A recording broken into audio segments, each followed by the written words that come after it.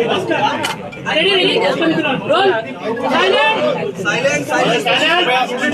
काय सांगाल, दुर्दैवी घटना ठाणे महानगरपालिकेच्या कळवा हॉस्पिटलमध्ये घडली, काय नेमकं कारण पुढे आलंय? कृपया शांत.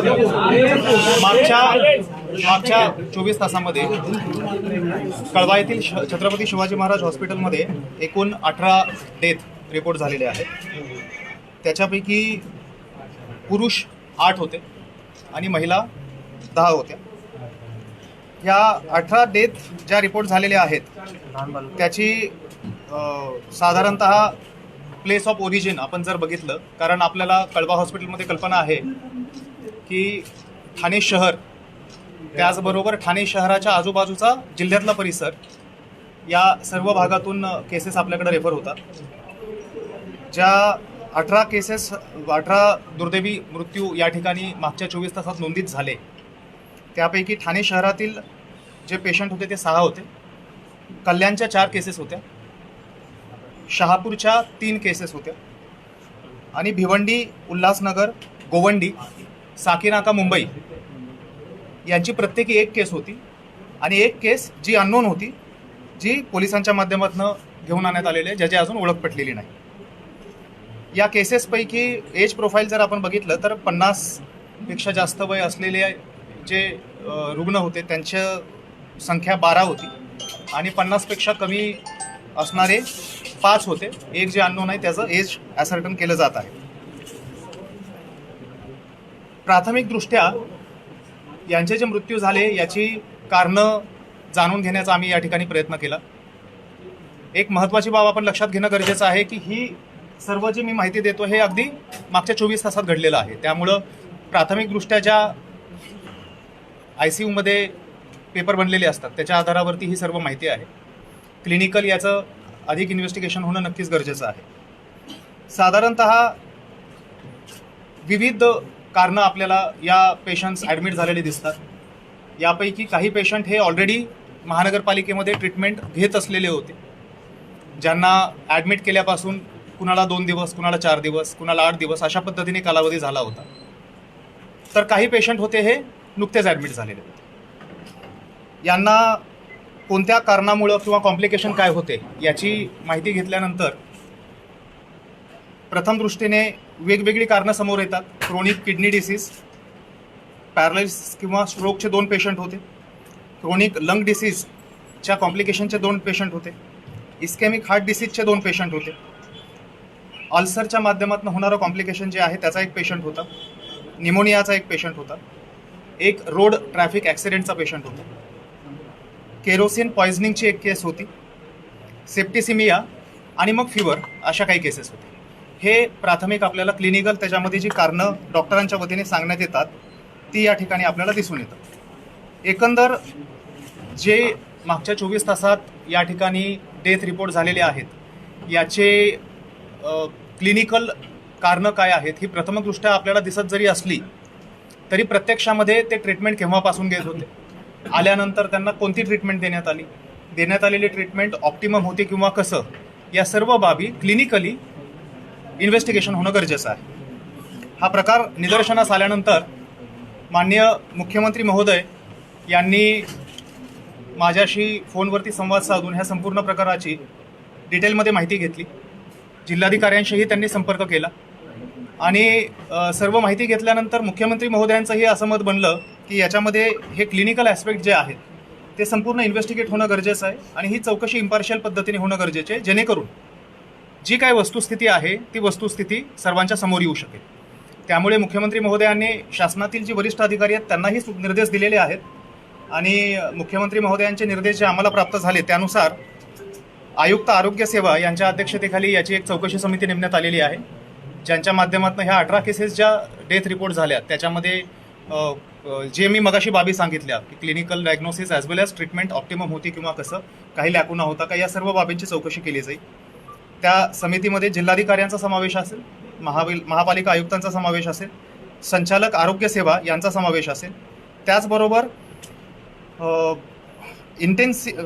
इंटरव्हेन्शनिस्ट ICUचे जे आहेत जे हॉस्पिटलचे त्यांचाही याच्यामध्ये समावेश करण्यात आलेला आहे आणि आवश्यकतेप्रमाणे सिव्हिल सर्जनलाही त्यामध्ये इन्क्लूड केलं जाऊ शकेल. सो प्रथमदर्शनीच आपल्याला अशी ही इन्फॉर्मेशन या फॅक्ट्स ज्या आहेत त्या अशा पद्धतीने दिसत आहेत आणि जे समिती शासनाच्या माध्यमातून नेमण्यात आलेली आहे त्याच्या इम्पार्शियल इन्क्वायरीनंतर बाकी सगळ्या गोष्टी आपल्यासमोर येऊ शकतात. जसं दिसतात ते कमी सांगतात, दिसतात कमी आणि औषधीचे कमी. औषधीची कमतरता असा थेट विषय नाही आहे. स्टाफचा जो विषय आहे त्या स्टाफच्या बाबतीमध्ये आपली कळवा हॉस्पिटलची कॅपॅसिटी आहे 500 बेडची. 500 बेडसाठी पर्याप्त स्टाफ जो आपल्याला आवश्यक आहे तो एक नर्सेसचं उदाहरण, नर्सेसच्या आपल्याकडे जो स्टाफ आहे त्याच्यामध्ये 20ची व्हॅकन्सी आहे. मागच्या 2 ते 3 महिन्यात आम्ही एक नर्सेसच्या भरतीचा मेजर ड्राईव्ह घेतला आणि साधारणतः 2 ते 3 महिन्यापूर्वी 40 नर्सेसची नवीन पदं भरण्यात आली. ती 40 पदं जी भरली ती सर्व आपण कळवा हॉस्पिटलमध्ये नियुक्त केलेली आहेत. कारण नर्सेसची केअर जी असते ती पेशंटला apart from doctor after care म्हणतो किंवा ज्याला पोस्ट ऑपरेटिव्ह केअर असतात सर्जरीच्या बाबतीमध्ये त्यामध्ये गरजेची असते.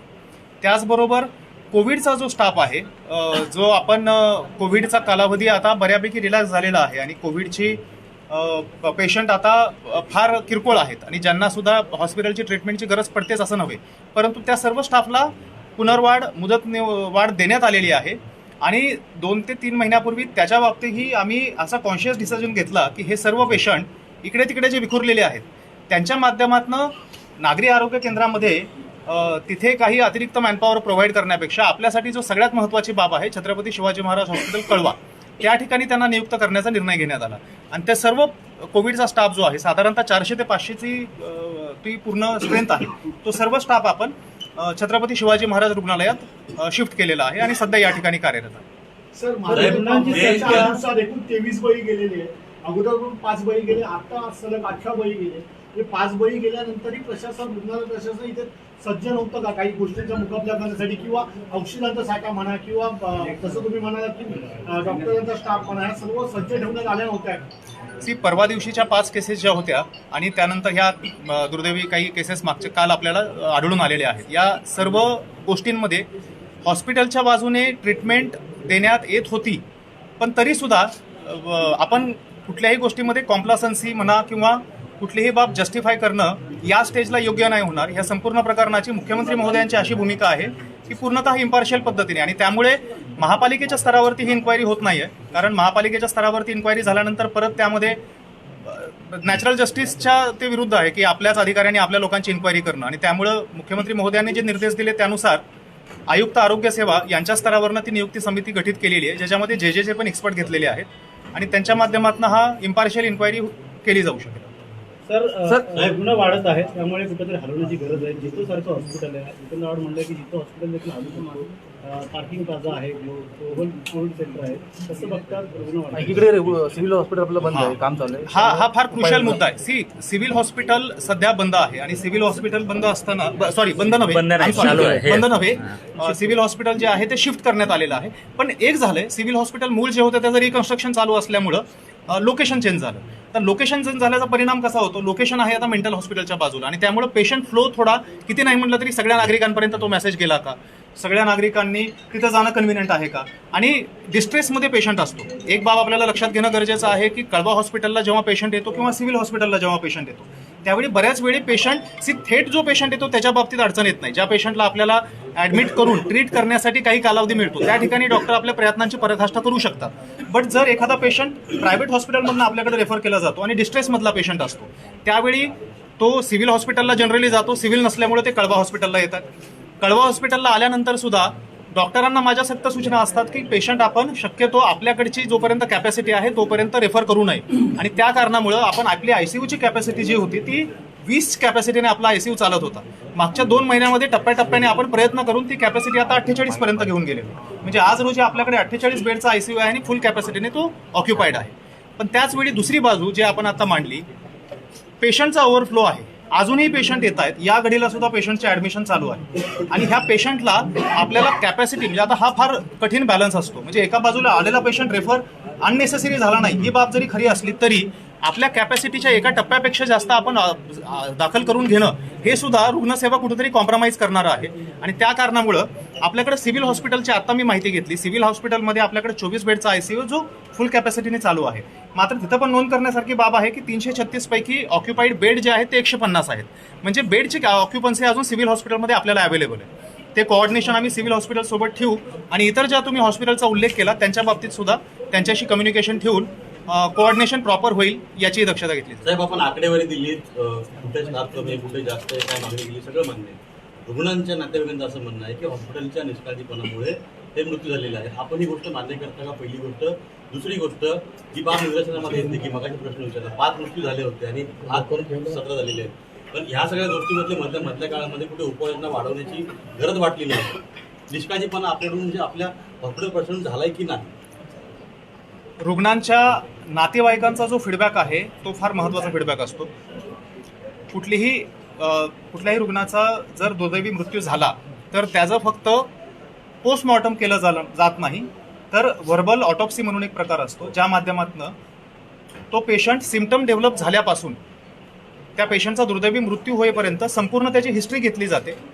आणि त्या हिस्ट्रीमध्ये तो वेगवेगळ्या ठिकाणी जिथं ट्रीटमेंट करण्यात आली, एका हॉस्पिटलमध्ये, दुसऱ्या हॉस्पिटलमध्ये, ज्या हॉस्पिटलमध्ये दुर्दैवी मृत्यू झाला त्या हॉस्पिटलमध्ये, ही सर्व ट्रीटमेंट इंडिपेंडंट एक्सपर्टच्या हे मी जनरल सांगतो, इंडिपेंडंट एक्सपर्टच्या माध्यमातून पाहिली जाते. आणि त्याचबरोबर रुग्णांचे नातेवाईक जे आहेत त्या नातेवाईकांकडून पण फीडबॅक घेतला जातो, कारण त्यामध्ये जे नातेवाईकांचा फीडबॅक असतो तो फार क्रुशियल असतो. हे सेम लॉजिक आपल्या केसेसमध्ये सुद्धा लागू होतं. आपल्याकडं जे हे दुर्दैवी मृत्यू झालेले आहेत ज्याच्यामध्ये नागरिकांनी फीडबॅक दिलेला आहे की त्या ठिकाणी निष्काळजीपणा आहे, या सगळ्या गोष्टी रेकॉर्डवर घेतल्या जातील. जी कमिटी मी सांगितलं त्या कमिटीच्या समोर ह्या फॅक्ट सगळ्या ठेवल्या जातील.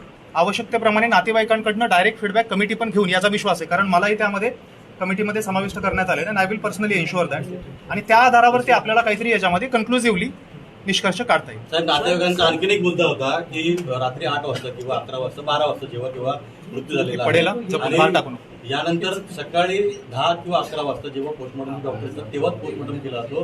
जवळपास 17 रुग्ण वेटिंगला होते पोस्टमॉर्टमसाठी आणि नंतर आणखीन काही डेथ झाली तर ती वेळ फार 10-11 तासानंतर हा पोस्टमॉर्टम होतो असंही काही. याच्यावर प्लीज भार टाकू ना, हे सगळं उडेल. सी हा पण फार क्रुशियल मुद्दा आहे पोस्टमॉर्टमचा. आपल्याला ही पण बाब आता नोंद घेण्यासारखी आहे की आपल्याकडे सध्या जे पोस्टमॉर्टम केले जातात ते दिवसाच्या कालावधीत केले जातात, because this is a medical college. आपल्याकडे राजीव गांधी मेडिकल कॉलेज आहे, राजीव गांधी मेडिकल कॉलेज आहे, त्यामुळे मेडिकल कॉलेजच्या अनुषंगाने PM होतात. माझ्याकडे ही बाब एक साधारणतः 2 ते 3 महिन्यापूर्वी निदर्शनास आली की एक पेशंट आलेला, त्याचा सायंकाळी दुर्दैवी मृत्यू झाल्यामुळं रिलेटिव्ह बॉडी रिलीज होईल अशी अपेक्षा ठेवत होते आणि somehow body was not being release. माहिती घेतली तर कळलं तर सायंकाळी किंवा रात्री आपल्याकडे पोस्टमॉर्टम होत नाही, ते पोस्टमॉर्टम सिव्हिल हॉस्पिटलमध्ये केलं जातं.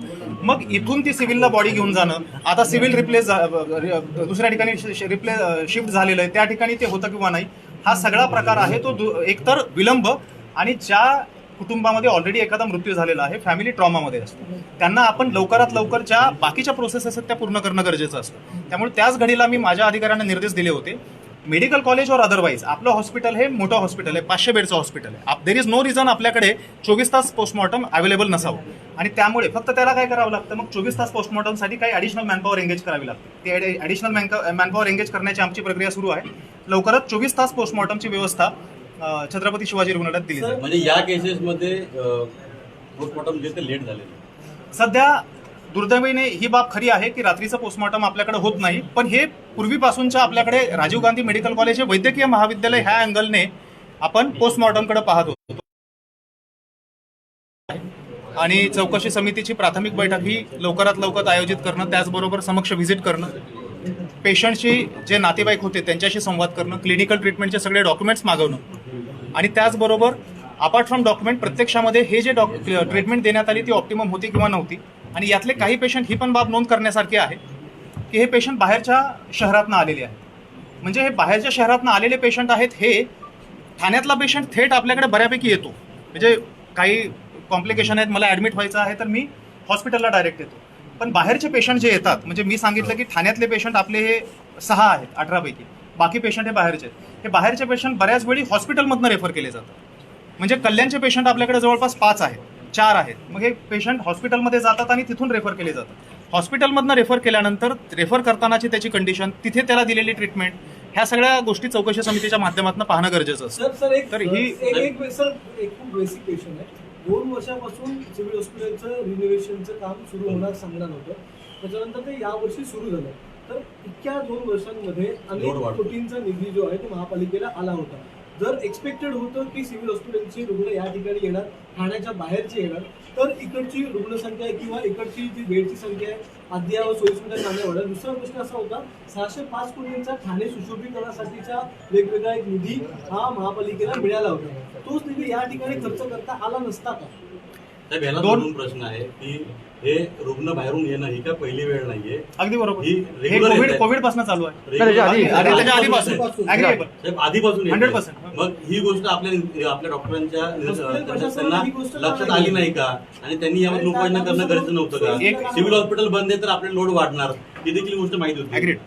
एक बाब आपल्याला नोंद करणं गरजेचं आहे. बाहेरनं जे रुग्ण रेफर करतात याच्यामध्ये कुठलीही बाब चुकीची नाही. शेवटी सिव्हिल हॉस्पिटल म्हणा, कळवा हॉस्पिटल म्हणा, आणि मुंबईचं उदाहरण द्यायचं झालं तर जे हॉस्पिटल आणि KEM हॉस्पिटल, या सर्व हॉस्पिटलमध्ये पहिल्यापासूनची ही परंपरा आहे की आपल्याकडचे जे डिपार्टमेंट आहेत, काही डिपार्टमेंट हे स्ट्रॉंग समजले जातात in terms of service being provided, कारण आपल्याकडची मॅनपॉवर ही टेक्निकली स्टँडर्ड मॅनपॉवर आहे. आणि त्यामुळं आजूबाजूच्या भागातून पेशंट आपल्याकडे रेफर केले जातात. ह्याच्यामध्ये गैरबाब कुठलीही नाही. फक्त मुद्दा हा नोंद करण्यासारखा होता की बाहेरनं जो पेशंट येतो ना, तो थेट आपल्याकडे बऱ्याच वेळी येत नाही, हा रुग्णालयाच्या माध्यमातून रेफर केला जातो. ही एक बाब फक्त या ठिकाणी नोंद करण्यासारखी होती. निधीचा जो मुद्दा सांगण्यात आला त्यामध्ये छत्रपती शिवाजी महाराज हॉस्पिटलसाठी सेवा अपग्रेड करण्यासाठी शासनाच्या माध्यमातून म्हणा, महापालिकेच्या माध्यमातून म्हणा, निधी कमी पडू दिला जात नाही. जो सुशोभीकरणाचा निधी होता तो 100 कोटीचा निधी मागच्या वर्षी आलेला होता आपल्याला 2022 मध्ये, आणि ती बाब भिन्न आहे. परंतु छत्रपती शिवाजी महाराज रुग्णालयासाठी मागच्या आठवड्यामध्ये शासनाने 60 कोटी निधी मंजूर केलेला आहे, ज्यातून महानगर हॉस्पिटलमधील अपग्रेडेशनची कामं आपण हाती घेतो. तर निजामाची मागणी केली अनेक राजकारण्यांनी. काय वाटतं एकंदरीत 50 लाखाची मदत, रुग्णांना 50 लाखाची मदत आणि निजामाची मागणी ठाणे महापालिका रुग्णांना काय मदत करेल, मदत जाहीर करणार का? जाहीर करणार का? आणि निजामाची मागणी राजकारण्यांनी केलेली आहे.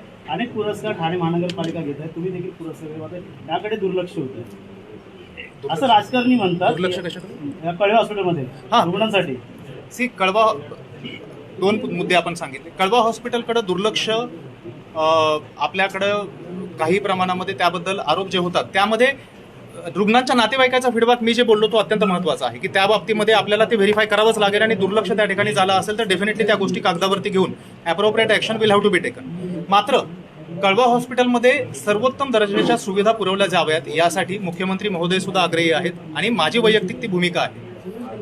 मागच्या काही दिवसांपूर्वी CM साहेबांनी या ठिकाणी व्हिजिट केली होती, आणि त्यावेळी हॉस्पिटलमध्ये हॉस्टेलची सुविधा चांगली नाही याबाबत आपल्याला तो एक फीडबॅक त्यांनी समक्ष पाहिलं होतं. त्यानंतर हॉस्टेलचं काम महानगरपालिकेने आपल्या निधीमध्ये हाती घेतलं. हॉस्टेलचं का हाती घेतलं?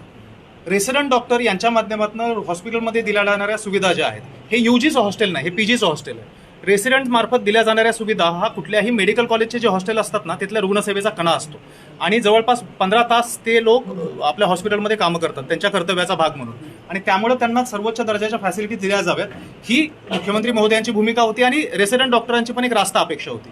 त्या माध्यमातून ते काम सुरू करण्यात आले. पण त्याचवेळी हॉस्टेल फक्त नव्हे तर हॉस्पिटल म्हणून सुद्धा आपल्या सगळ्यांना कल्पना आहे, आपण पाहतोय हॉस्पिटलमध्ये इन्फ्रास्ट्रक्चर अपग्रेडेशन वाईज आपल्याला सुधारणा अत्यंत करणं गरजेचं आहे, आणि त्यासाठी एक 10 दिवसापूर्वीच शासनाच्या माध्यमातून 60 कोटी निधी मंजूर करून घेण्यात आलेला आहे. कुठल्या प्रायोरिटीज आहेत त्या निश्चित केल्या जात आहेत, आणि मला विश्वास आहे की येत्या 10 महिन्याच्या कालावधीमध्ये कमीत कमी कालावधीत हे काम कसं पूर्ण करता येईल, आणि ज्या रुग्णसेवेसाठी आवश्यक असलेल्या बाबीत त्यांनाच कसं प्राधान्य दिलं जाऊ शकेल, ह्या गोष्टी आम्ही त्यामध्ये पाहतो. सर आता रुग्णालयामध्ये आता जे जास्त रुग्ण आहेत, रुग्णालयामध्ये आता जे जास्त रुग्ण आहेत त्यांना पुढे शिफ्ट करण्याचं काय नियोजन केलंय का? तुम्ही आला लॅब देखील बऱ्याच बंद आहेत, आपण पण गेला आला होता. मेडिकल देखील ज्या गोळ्या इथे स्वस्तात मिळतात किंवा त्या इथे मिळायला पाहिजे त्या इथे मिळत नाहीत, घालून घ्यायला लागतात. तर रुग्णांना इथे फ्री उपचार द्यायचं किंवा कमी खर्चात उपचार द्यायचं सांगितलं जातं, पण डबल किमतीमध्ये उपचार घ्यावा लागतो. ह्या बाबी ज्या आहेत, औषधांची कमतरता राहू नये यासाठी आम्ही स्वतः दक्ष आहोत. मी जेव्हा कळवा हॉस्पिटलचा आढावा घेतला होता त्यावेळी असं निदर्शनास आलं होतं की कळवा हॉस्पिटलमध्ये औषधांची कमतरता नाही, पण बऱ्याच वेळी कसं असतं इमर्जन्सी पेशंट येतो, आणि एखादा इमर्जन्सी पेशंट आला त्याला लाईफ सेव्हिंग एखादं मेडिसिन आहे जे होतो, ते होऊ नये यासाठी जी साधील अमाऊंट मेडिकल सुपरिटेंडंट यांच्या स्तरावरती 5,000 रुपये होती ती वाढवून मी 1 लाख रुपये केलेली आहे आणि तो संपूर्ण अधिकार मेडिकल सुपरिटेंडंट यांना दिलेला आहे, ऑफकोर्स सब्जेक्ट टू ऑडिट. पण जेव्हा मेडिकल इमर्जन्सी असते, पेशंटचं आयुष्याचा प्रश्न असतो, त्यावेळी फाईल पुटअप करणं आणि वरिष्ठांची मान्यता घेणं ह्या प्रोसेसला अर्थ राहत नाही. त्या ठिकाणी आपल्याला औषधच उपलब्ध करून द्यावं लागतं.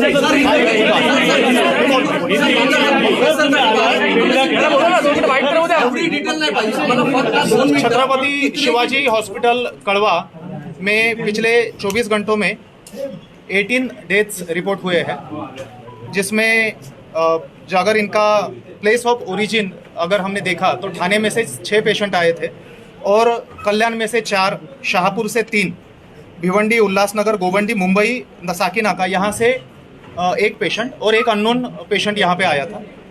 So this is certainly an unfortunate event. इसका अगर प्रिलिमिनरी जो ट्रीटमेंट दिया गया था, जा रहा था, उसका डायग्नोसिस देखा गया. एक फैक्ट हमें देखनी चाहिए, ये पेशेंट जो आए थे ये इसमें से कुछ पेशेंट कुछ दिनों से यहाँ पे ट्रीटमेंट ले रहे थे, किसी को 2 दिन, 4 दिन, 8 दिन, 12 दिन, इस तरह से कालावधि हुआ था. ये पेशेंट का preliminary cause of death diagnosis जो उन्होंने किया था वो अगर देखा जाए तो various causes are seen, like chronic kidney disease, paralysis stroke K 2 patient थे, क्रोनिक लंग डिसीज के 2 पेशेंट थे, इस्केमिक हार्ट डिसीज के 2 पेशेंट थे, ulcer related complication, pneumonia, road traffic accident का 1 पेशेंट था, केरोसिन पॉइजनिंग का 1 पेशेंट था, septicaemia, fever, इसके कुछ patient थे. इस बैकग्राउंड पे ये सारी चीज़ें जो है, जिसमें जो अनफॉर्चुनेट हमें यहाँ पे 18 डेथ्स रिपोर्ट हुए हैं, इसके बारे में सम्माननीय मुख्यमंत्री महोदय ने मुझसे संवाद करके इस इंसिडेंट्स की पूरा इन्फॉर्मेशन ली है. उसके बाद उन्होंने कलेक्टर साहब से चर्चा की और स्टेट के जो सीनियर ऑफिशियल्स हैं उनसे भी चर्चा की. इस चर्चा के बाद इस पूरे मैटर का एक इम्पार्शियल इन्वेस्टिगेशन हो, जिसके जरिए वेरीफाई किया जाए कि जो ट्रीटमेंट दी गई वो ऑप्टिमम ट्रीटमेंट थी या नहीं, और बाकी हॉस्पिटल्स ने जो भी ट्रीटमेंट दी थी, क्योंकि कुछ पेशेंट इसमें रेफर किए गए, वो कौन से कंडीशन में रेफर हुए थे, ये सारी लिंक होती है. ये सारी चीज़ें वेरीफाई करना इंपॉर्टेंट है. इसलिए मुख्यमंत्री महोदय ने जो निर्देश दिए हैं उसके अनुसार आयुक्त आरोग्य सेवा जो स्टेट के होते हैं अधिकारी, उनके अध्यक्षता में एक कमेटी गठित की जाएगी, जिसमें जिलाधिकारी रहेंगे, मनपा आयुक्त रहेंगे, संचालक आरोग्य सेवा जो महाराष्ट्र राज्य के होते हैं वो रहेंगे, और जे हॉस्पिटल के एक इंटेंसिविस्ट होते हैं, आईसीयू के एक्सपर्ट, वो रहते हैं, और उनके जरिए ये इम्पार्शियल इन्वेस्टिगेशन हो, ये वेरीफाई किया जाए. सर, नेग्लिजेंस का आरोप है, पर एक बात शांति जो पेशेंट्स के परिवार वालों के जरिए जो नेग्लिजेंस का आरोप किया गया है वो बहुत इम्पोर्टेंट है और वो हमें इन्वेस्टिगेट करना पड़ेगा.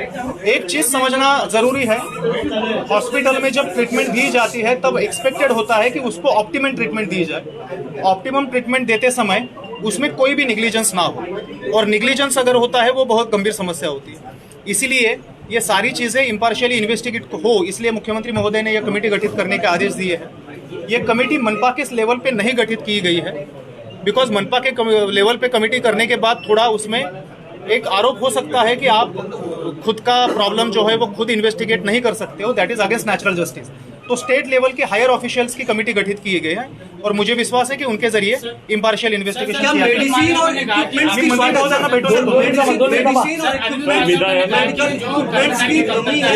की फाइल आपके पास भेजी है, लेकिन जो कर्मचारी का वैकेंसी का मुद्दा है उसमें nurses, for example nursing care is very important. पिछले 2 महीनों में हमने 40 नर्सेस की यहाँ पे भर्ती की है, अभी 20 वैकेंसीज है. कोविड का स्टाफ जो था 500 लोग हमारे पास थे, जिनको अभी तक हमने रिलीज नहीं किया है, जो वेरियस नागरिक आरोग्य केंद्र में काम करता था, उसको हमने सारे पिछले महीने ही अपने हॉस्पिटल में डेब्यूट किया है, सो दैट यहाँ पे पेशेंट केयर अच्छी दी जाए. मैं मंत्री महोदय से मिलकर आता हूँ. Thank you sir.